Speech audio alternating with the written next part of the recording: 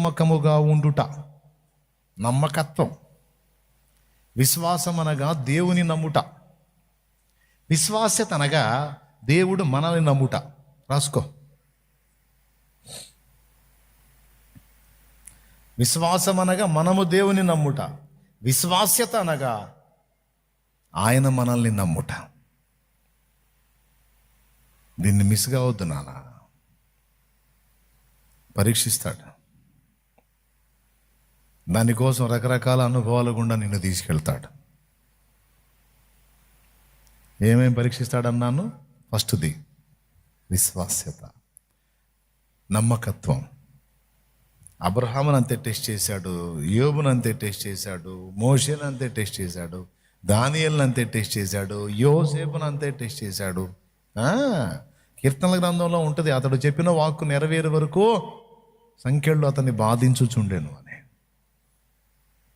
పరిశోధన. నా విశ్వాసమే, ఇది రెండవది. విశ్వాసాన్ని కూడా పరీక్షిస్తాడు. ఒకటి విశ్వాస్యత, రెండు విశ్వాసం. మనం దేవుణ్ణి ఎంత మాత్రం అనుకున్నామో, ఎంతవరకు నమ్మామో కూడా. మీకు ఒక మాట చెప్తాను, మనం దేవునికి ఎప్పుడు నమ్మకంగా ఉండగలమో తెలుసా? ఎప్పుడు మనం దేవుణ్ణి బలంగా నమ్ముతామో, ఎంత నమ్ముతామో అంత నమ్మకంగా ఉండగలం.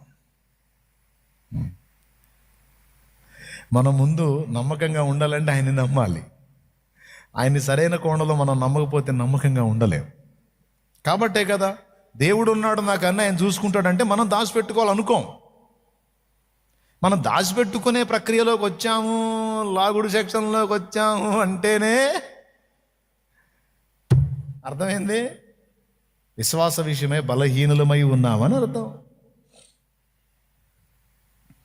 అలా కాకుండా ఇదిగో బలిపీఠం మీద పెడుతుందనంటే అర్థం ఏంటి?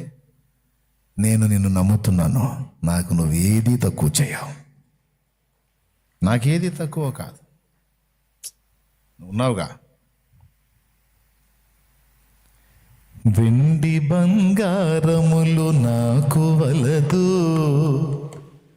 పేరు ప్రఖ్యాతులు నాకు వలదు. పాడతారులే, అవన్నీ తీసుకునే పని అయితే పాడతారా ఏంది? నిద్రమోహమా ఇవన్నీ ఏమీ లేనప్పుడే నా హృదయాన్ని అలా అప్పచెప్పుకున్న దేవుడికి. శాలేం రాజు అనేవాడు ఎవరికి తెలియనప్పుడే నా హృదయం అలా కనెక్ట్ చేసుకున్నాను దేవుడికి. ఏనాడైతే ఆయన నాకు పరిచయమై నాకు దగ్గర అయ్యాడో, నేను ఆయన్ని హత్తుకున్నానో, ఇంకా నాకు ఏది విలువైందిగా అనిపించలేదు. అప్పటి నుంచి ఇప్పటిదాకా నిజం.